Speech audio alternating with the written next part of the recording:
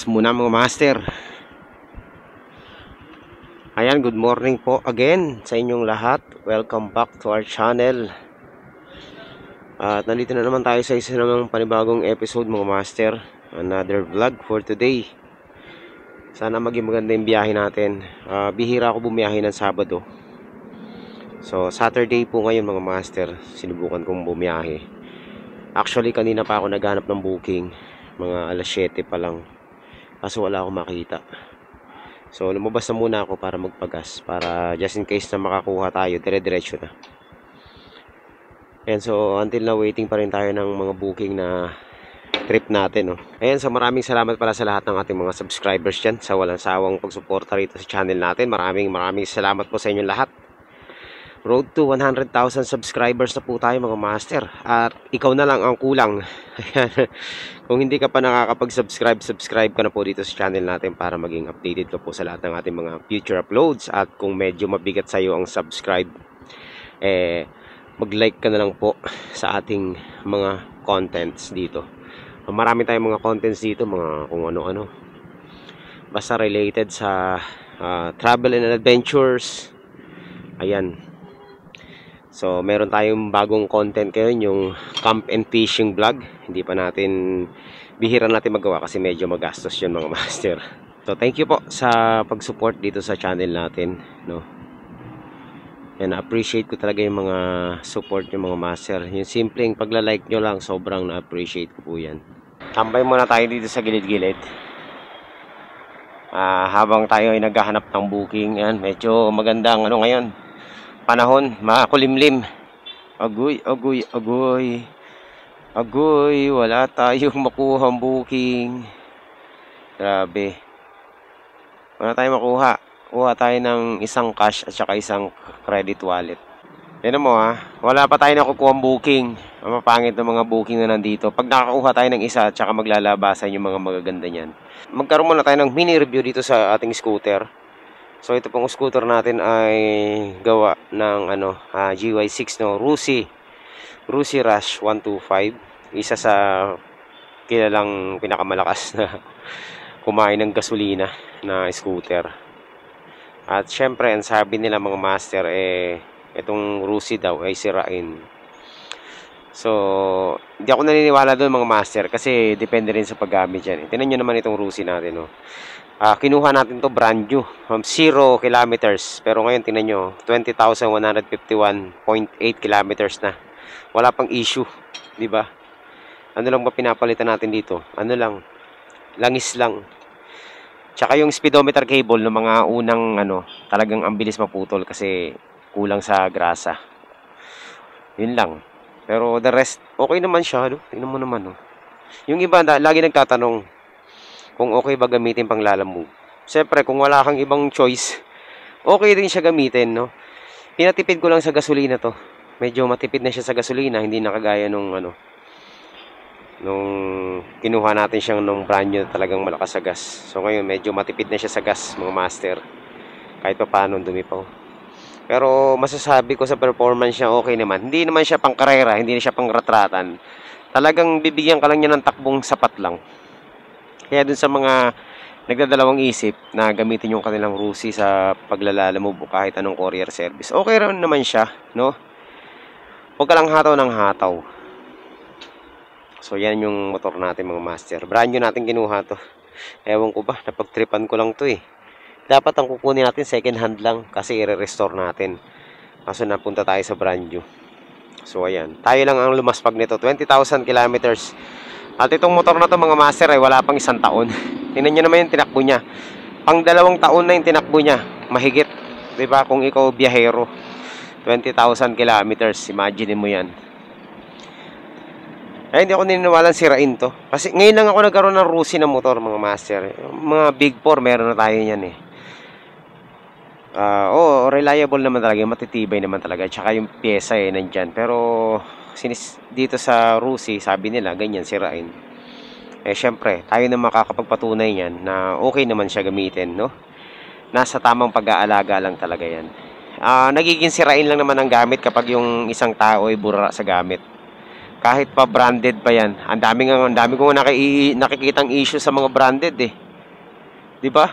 Yung iba, wala pang 1,000 kilometers, sira ng ano, sira ng bore, 'di ba? Oh, nasa gumagamit 'yan mga master. Wala 'yan sa brand. Although syempre yung mga piyesa nito hindi ganoon kasing ganda ng mga Big 4 na no, ano mga brand. Pero masasabi kong kung maingat ka, tatagal pa rin sa'yo. Kagaya nitong motor na to. Halos hindi ko na nga rin iniingatan to kasi laspag na eh. Pero okay naman, no? So, yan lang ang ating mini review dito. So, sa mga may tanong pa, yan, comment down below. Sasagutin ko yan.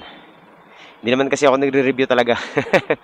O kung ano lang yung ating impression dito sa motor, yun lang yung sasabihin ko. Alright, wala pa rin mga master. Tagaytay, yung layo. Ayan, alam nyo sa mga baguhang mga rider, mga master. Ito talaga ang challenge eh. Yung paghahanap ng booking dito sa Lalamove, alam niyo kung bakit?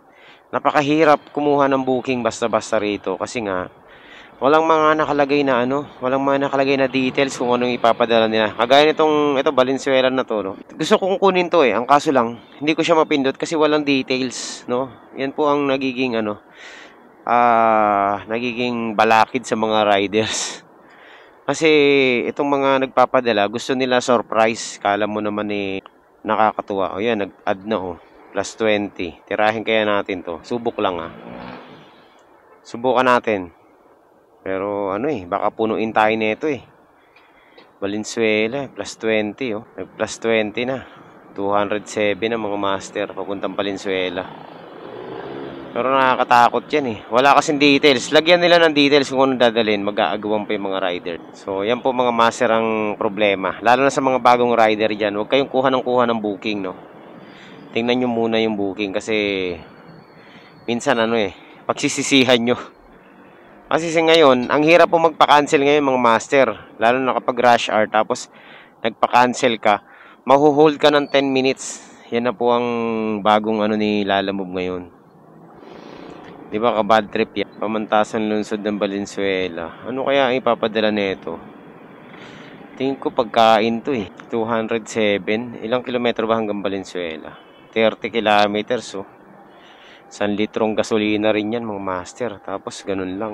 Masaklap dito sa Valenzuela. Pagkagaling mo ng Valenzuela, ang hirap kumuha ng booking pan. Kaya challenge talaga kumuha ng booking ngayon. Dahil itong mga nagpapadala na to, parang hindi marurunong yata magsulat. Hindi man lang linalagay. Pero pag pa-abono, ang sipag nila. Pansin ko lang yan pag-aabonohan ng riders, isusulat talaga nila. Pero kapag yung mga parcel na alam mo yung hindi katanggap ng mga rider, wala. Ayan, kagaya nito. Mga blanco yung details nila. Dapat ito si Lalamove, magbago ng system. Kapag blanco ang details, dapat hindi nila ina-accept to. Calling the attention of admin of Lalamove, no? Baguhin nyo yung system. Kailangan kumpleto yung details. Kawawa yung mga rider na makakatanggap ng mga booking ng mga pasaway. Diba? Bad trip yun eh. Walang details, sina-accept nyo. Tapos pag magpapakancel si rider, i-hold nyo ng 10 minutes. Pag ganun. Dapat complete details. Para hindi nanguhula. Ginagawa nyo manghuhula yung mga rider. Ito, mga nagpapadala na to eh. Wala naman kaming psychic power para alamin kung ano yung mga padala nyo eh. Katwira nung iba, bakit di mo tawagan? No? Dapat dun pa lang, kung kukunin pa lang, alam na ni rider para accept man niya. Kung pag kinancel niya, kasalanan niya yun. Diba? Wala eh. Bad trip yan eh. Kaya ako hindi ko rin kinukuha basta-basta pag walang details eh. Ang hirap makipagsapalaran mga master. Eto mga master. Eto na. Napasubo na tayo mga master. No?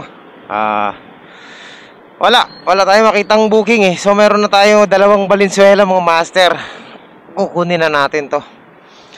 Las Piñas Valenzuela at saka Parañaque Valenzuela. So puntahan na natin to mga master. 2 to. Parehong Valenzuela, no? Nagkakahalaga ng... So ayan mga master.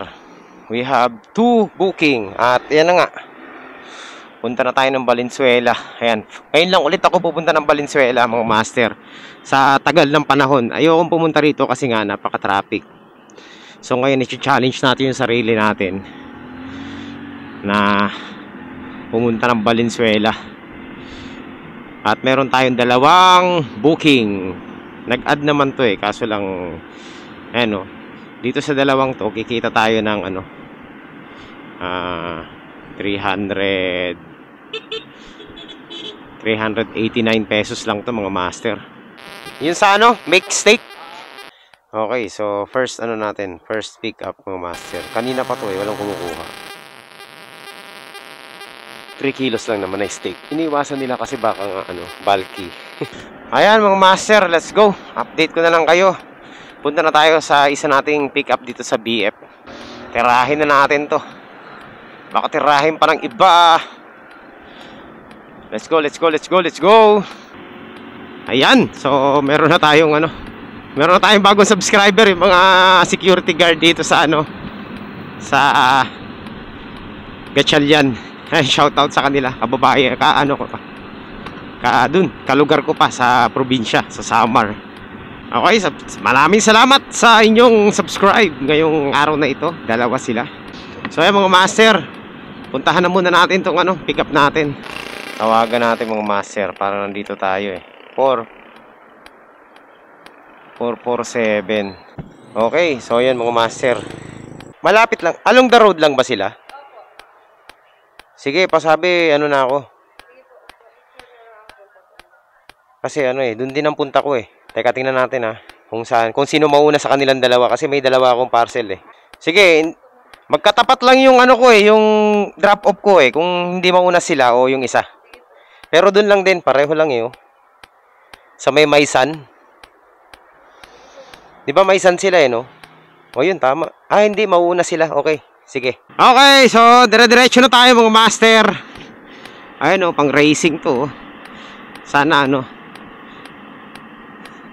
sana hindi matraffic para mabilis tayo. So ayun na nga mga master, no? Bound to ano tayo, Valenzuela. At ngayon lang ulit ako pupunta ng Valenzuela, no? Kasi dati nung mga bago tayo dito sa Lalamove, ito yung isa sa mga ruta ko Valenzuela. Kaso nga lang nagsawa ako dito dahil napaka-traffic dito. Tapos pagpabalik, ang problema ko dito sa Valenzuela, yung mga parcel na malalaki, no? Kasi ang daming warehouse dito sa Valenzuela. So yun ang ano ko, ang iniiwasan ko dati lagi dito. Ngayon balik na naman tayo kasi wala tayong makuhang booking na matino dito sa ano sa east area sa Antipolo walang lumalabas, wala ring Marikina. Kaya napilitan ako kumuha ng dalawang Valenzuela. So tingnan natin ang mangyayari sa atin dito pabalik, kung anong mga mapipick up natin. Pero definitely mga master, cancel na malupit tong mga to kapag malalaki to. So ganun po ang mangyayari. So 10 minutes na naman tayong mahuhold nito. Kabad trip yung hold no. Imbis na pagbigyan nila yung rider dahil i-hold ka pa nila ng 10 minutes, di naman natin kasalanan yan kung bakit nakakancel yung mga booking. Anong silbi ng policy nila at saka yung sizing ng ng parcel kung ganun lang din naman ang gagawin nila, di ba? Dapat din na nilagay yung sizing saka policy na yan kung i-hold lang nila si Lalamove ng si Lalamove, si rider. Kasi kaya nga nakakancel yan dahil oversize siya ko, overweight Tapos i-hold ka nila dahil gumawa ka lang ng tama, dahil sumunod ka sa policy. Yun ang masaklap doon mga master. Pag sumunod ka sa policy at kinancel mo yan, hold ka pa din. So in short, yung policy walang silbi yan. Pansin ko lang dapat pag nasa policy yung reasoning ng rider, hindi pa hold ng ganun. Masaklap, hold pa din tingnan natin mangyayari sa atin mamaya For the sake of content mga master, let's see. So ito mga master,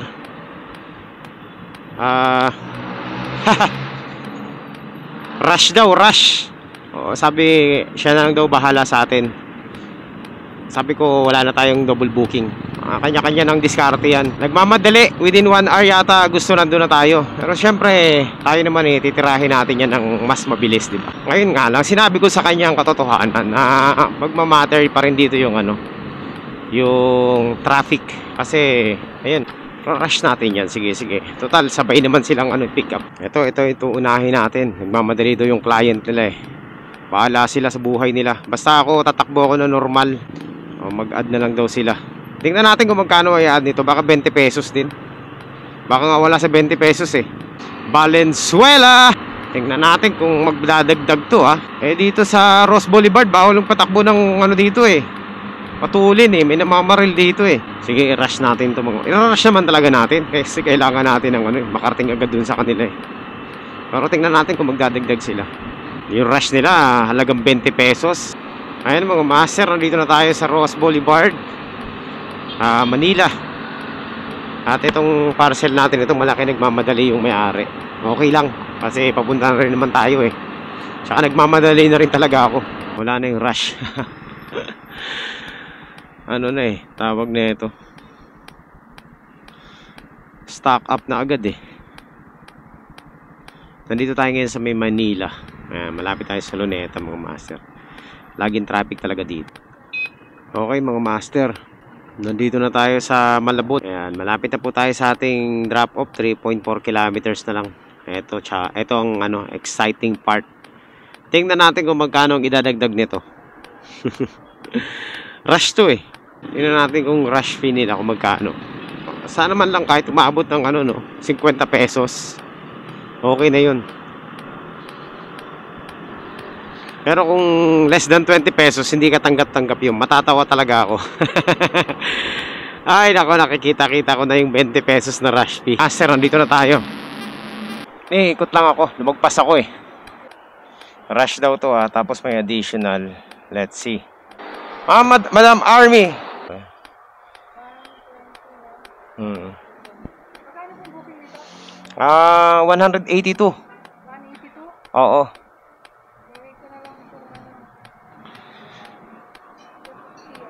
Pwede na yun. Sige, importante may ano kasi, galing pa rin niya ako. Pipirmahan ko to ma'am. Ito sa receive payment. Ayan, 250. Pwede na. Ayan, salamat. Alright, 250. Pwede naman. Okay na. So, nagdagdag ng 60 plus. 67, 68 ang dinagdag. Okay, goods. Goods yun mga master. Kala ko hindi magdadagdag eh. Next, puntahan na natin yung isa nating drop off mga master. Okay, 1 kilometer away na lang mga master.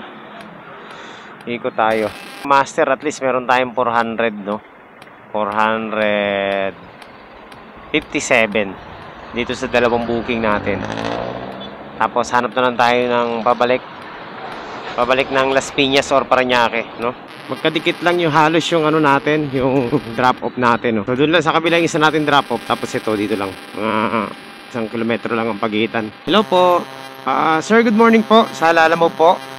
Lumagpas lang ako konti. Ayun, nakarating din.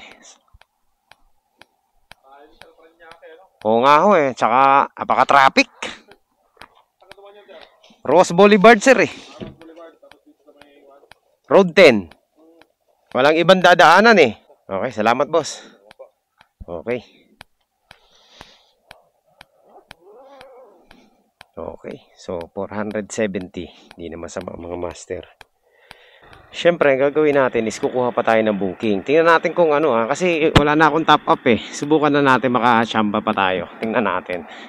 So, nandito po tayo sa sa Valenzuela at meron na po tayong booking. Pakitingnan po muna kung may size na available. If wala, i-cancel ko. Then send ako GCash nyo ng 50 pesos cancellation fee para sa hassle. Okay, so on the way po. So ito na mga master. Alright, let's go. So Valenzuela to saan na to? Okay, puntahan na natin mga master. So puntahan na natin, meron na tayong pick up. Nandito na tayo sa pick up point natin, pero titingnan pa natin kung may available na sukat daw, no? Pag wala, magsisend siya ng 50 pesos GCash. Sana wala. Para meron tayong GCash. Shout out. Ayan. Saan kaya yun?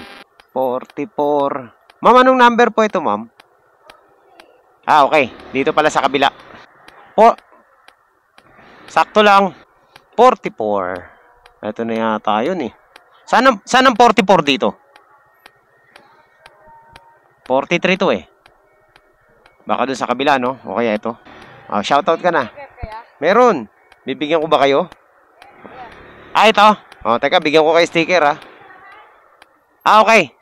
Kay ano po? Kay DNDMN. DND lang eh. Okay. Sa YouTube nyo lang ako makikita, ha? Siyempre. Lagay mo sa bike mo. Shoutout na kayo. Shoutout. Ingat kayo sa pagdadrive nyo, ha? Tao po. Tao. Tawagan natin para sigurado. Tao po. Ayun. Hindi ko pala makita. Yung booking ni sir. Kung meron daw size 44 US men's. Yung ganito. Kausap nyo ba siya? Ayan, ganyan. Walang size. Yun lang. Pinapunta-punta pa ako dito. Picturean ko para makita niya. Ito ba yan, ma'am? Ayan, napicturean ko na. Ano ba yun? Sayang yung punta ko dito. Sige, okay lang. Ay, baka lumabas ang aircon. Sige. Ito pala, Ma'am, magkano sa mga ganito, ma'am? Siguro sa online shop nyo siya nakita, no? Bakit hindi siya nagsiguro? Nag-chat muna sa inyo bago siya nag-book. Ano pangalan niya, Joy? Wala na po kayong ibang color daw nito. Yung ganyan. Yung ganito. Wala na po kayong ibang color. Tingnan natin. Basta size 10. Ito, anong size niyan? Size 10. Picturean ko. Yun na nga eh. Hindi ako pwede mag-cancel kasi magpa-penalty ako eh. Size 10 din yan, no? US. Dalawa lang yan, no, ma'am, no? Yan lang yung available, yung dalawa na yan. DND Manila. Tama po ba pag-pronounce ko yan, ma'am? Ha? DND Manila. Okay. Tagal mag-reply. Lang po. At saka ako, hindi ako mag-aabono. Bahala siya sa buhay niya. Kasi magkano yung 5,995. Oo. Malalaman niyo kung tingnan natin. Nag-book ng wala na siya. Hindi ko nga siya kilala. Ano kayong pangalan niya po? Ano pangalan niya siya? Naku, black car lang nakalagay eh. Mukhang scam to ah. At least wala man akong lalabas na pera. Bahala siya sa buhay niya. Kung gusto niya, kung aabonohan ko, magpadala siya ng GCash, no? Laki niyan eh. Hindi, may address naman. Wow, ano to pala desisyon? May time na. May time and date na siya. Nagdesisyon na siya kung anong size, hindi pa nga niya sigurado kung ano. Grabe pala, desisyon pala to eh. Sorry sir, ayaw ng kulay. Nag-send na ako ng GCash. Kanino? Sa akin? Ayun ma'am. Ayaw daw ng kulay. Yun daw talaga need niya yung nakaganon yung Size 6 lang sir.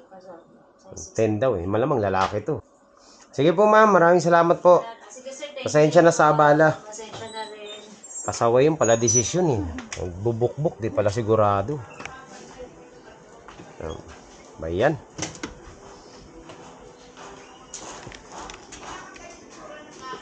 Ayun na nga.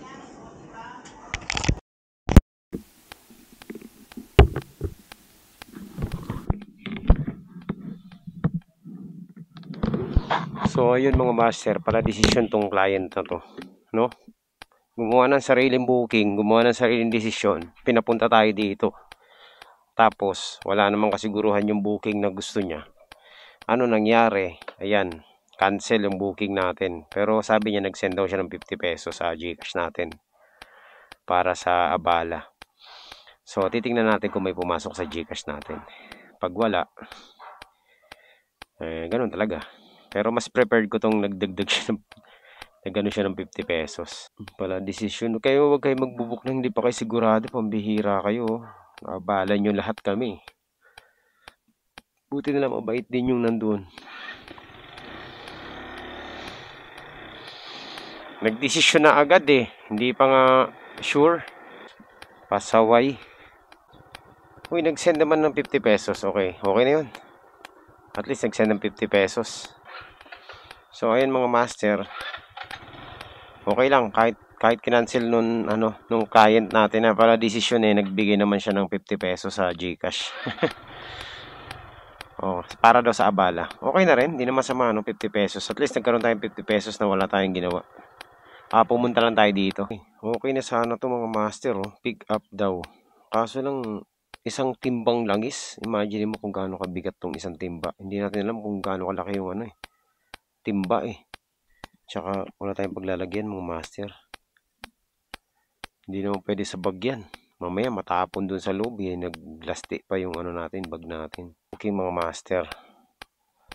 Ito papuntang papuntang Parañaque. Yan, tingnan natin kung ano to mga master. Medyo kinakabahan ako dito. Saan kaya to? Kabado. Kinakabahan na ako pero wala tayong choice. Kailangan natin makabalik ng ng south. So, tirahin na natin to. 250 pesos mga master. Ayan. So, dito po ay guaranteed na kikita tayo ng, meron na tayong 500 kanina. Plus 251. So, 270 plus na po. Ayan, pabuntang ito pala, lumagpas ako eh. Oo. Papuntang Parañaque to. Kay Rosel. Oo. Okay ba to? Yan. So, okay lang to kahit dito. So, ayan mga master, meron na tayong dalawang booking, no? Papunta naman tong Parañaque pa rin, papuntang Malabon. So, hindi ko alam kung ano pipick upin natin dito, pero sigurado, tingin ko, kaya naman to, no? Let's see. Puntahan na natin to. So, meron na tayong double booking. Okay, let's go mga master. Basta kayang dali ng bag natin yan, tirahin natin yan. Yan, 2 kilometers away. Malabon. Let's go! Okay. So, ayan mga master. Positive ang ating booking. Isang libro lang daw ang ating dadalhin. Mga gusto ko talaga to eh. Ito talaga yung mga trip ko. Okay. So ayan mga master, nandito na po tayo. So tawagan na natin mga master. Nandito na tayo eh. Sige ma'am. Sa to ma'am? Don Bosco, Parañaque. Okay, siya yung nag-book nito. O kayo po. Okay, so ano pa bang gagawin natin? Wala na tayong ibang gagawin mga master, kundi idiretso na natin to, no? So ayun mga master, meron na tayong dalawang booking. Ito po ay nagkakahalaga ng 400. Magkano ba to? 407 tsaka 250. 250. Di 458 lahat. Plus yung kanina mga master.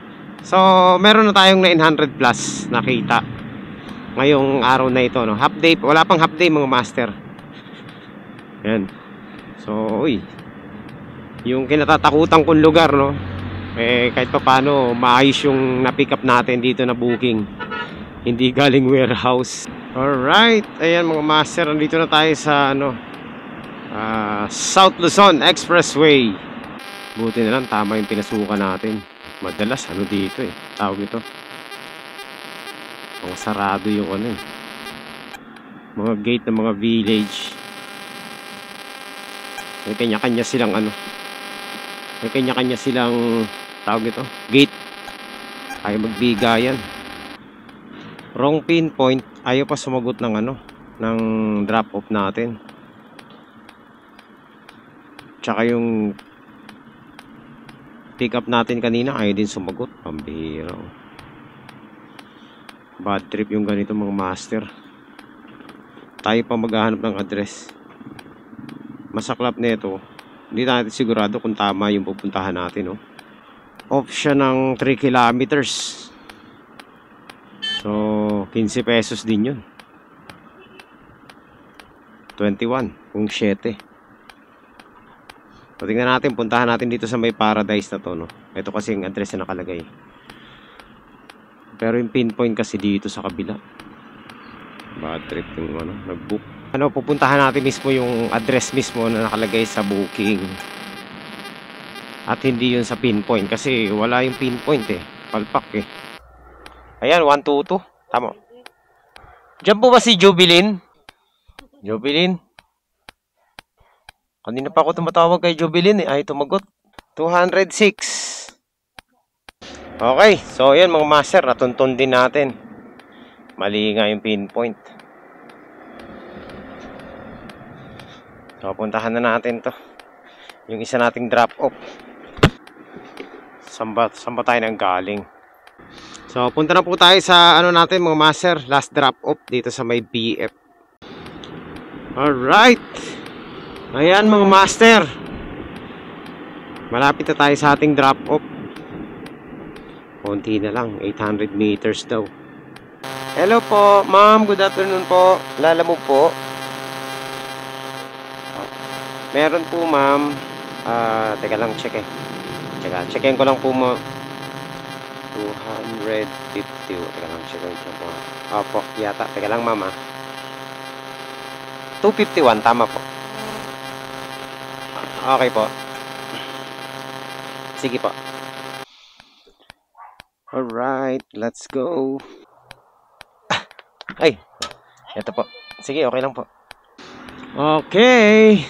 So, ayan mga master, update ko na lang kayo mamaya ulit pag may happening. Tingnan natin kung ano mangyayari ngayon sa biyahe natin.